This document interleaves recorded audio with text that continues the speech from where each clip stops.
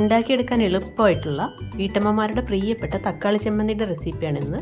ഇഡലിക്കും ദോശയ്ക്കും ചപ്പാത്തിക്കും ഒക്കെ പറ്റിയ നല്ലൊരു തക്കാളി ചമ്മന്തി. അതിന് ഒരു കഷ്ണം ഇഞ്ചി, ഒരു കുടം വെളുത്തുള്ളി, 3 വലിയ തക്കാളി, 3 സവാള, ഇത്രയും റെഡിയാക്കി വയ്ക്കാം. ഇനി ഒരു പാൻ ചൂടായി വരുമ്പോൾ നല്ലെണ്ണയാണ് ചേർത്ത് കൊടുക്കുന്നത്. പിന്നെ ചമ്മന്തിക്കുള്ള തക്കാളി എടുക്കുമ്പോൾ അധികം പുളിയില്ലാത്ത തക്കാളി നോക്കിയിട്ട് എടുക്കണം.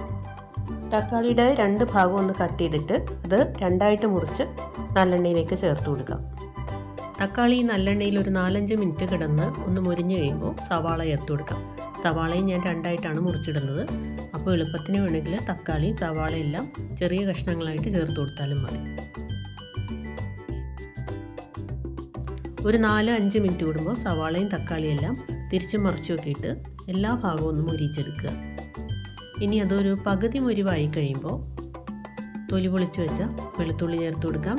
പിന്നെ ഇഞ്ചി അത് കഷ്ണങ്ങളായിട്ട് അതും ചേർത്ത് കൊടുക്കാം. ഇനി നന്നായിട്ടൊന്ന് ഇളക്കി കൊടുത്തതിന് ശേഷം വീണ്ടും ഒരു 5 മിനിറ്റ് അടച്ചു വയ്ക്കാം.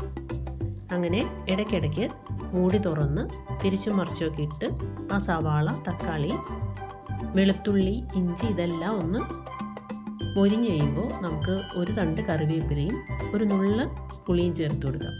ചമ്മന്തിക്ക് ആവശ്യത്തിനുള്ള ഉപ്പ് കൂടെ ചേർത്ത് കൊടുക്കാം. വീണ്ടും ഒരു 5 മിനിറ്റ് അടച്ചു വെച്ചതിന് ശേഷം മൂടി തുറന്ന് ചതച്ച മുളക് ചേർത്ത് കൊടുക്കാം.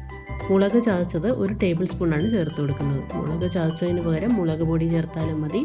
അതല്ലെങ്കിൽ ആദ്യം നല്ലെണ്ണ ചൂടാവുന്ന സമയത്ത് ഒരു 5-6 ഉണക്കമുളക് എണ്ണയിലിട്ടൊന്ന് വഴറ്റിയിട്ട് മാറ്റി വെച്ചിട്ട് ലാസ്റ്റ് അരയ്ക്കുന്ന സമയത്ത് ചേർത്ത് കൊടുത്താലും മതി.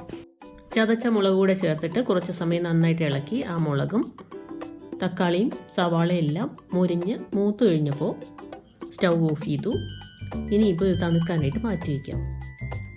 ഇതായിപ്പോൾ തക്കാളി സവാളയെല്ലാം നന്നായിട്ട് തണുത്തിട്ടുണ്ട്. ഇനി മിക്സിയുടെ വലിയ ജാറിലിട്ട് ഇതൊന്ന് അരച്ചെടുക്കാം.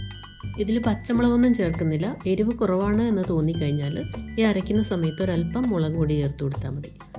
ഉപ്പ് കുറവായതുകൊണ്ട് ലേശം ഉപ്പ് ചേർത്ത് കൊടുക്കുന്നുണ്ട്. പിന്നെ ഈ ചമ്മന്തിയുടെ ടേസ്റ്റ് ബാലൻസ് ചെയ്യാനായിട്ട് 1/4 ടീസ്പൂൺ പഞ്ചസാര കൂടെ ചേർത്ത് കൊടുക്കുന്നുണ്ട്. ഇനി ഒന്നുകൂടെ അടിച്ചെടുത്തതിന് ശേഷം ഒരു ബൗളിലേക്ക് മാറ്റി ഉണക്കമുളകും കറിവേപ്പിലയും ഒന്ന് വറുത്തിടുന്നുണ്ട്. ഇതായിപ്പോൾ ചമ്മന്തി റെഡിയായി. ഇനി കുറച്ചുകൂടി ടേസ്റ്റ് വേണമെങ്കിൽ കടുക് വറുക്കുന്ന പാനിലേക്ക് അരച്ച് വെച്ച തക്കാളി ചമ്മന്തി ചേർത്തിട്ട് കുറച്ച് സമയം നന്നായിട്ടൊന്ന് ഇളക്കി അതിൻ്റെ വെള്ളം വറ്റിച്ച് എടുത്താൽ മതി. അങ്ങനെയാകുമ്പോൾ ചമ്മന്തിക്ക് കുറച്ചുകൂടി ടേസ്റ്റ് കൂടും. പിന്നെ കുറച്ച് കൂടുതൽ സമയം കേടുകൂടാതിരിക്കുകയും ചെയ്യും. തക്കാളി സവാളയൊക്കെ ചുമ്മാ ഒന്ന് എണ്ണയിലിട്ട് വഴറ്റിയെടുത്ത് തണുത്ത് കഴിയുമ്പോൾ അരച്ചെടുക്കുന്ന ഈ തക്കാളി ചമ്മന്തി ഇഷ്ടപ്പെട്ടാൽ എന്നെ ഒന്ന് സപ്പോർട്ട് ചെയ്യാൻ മറക്കല്ലേ. താങ്ക്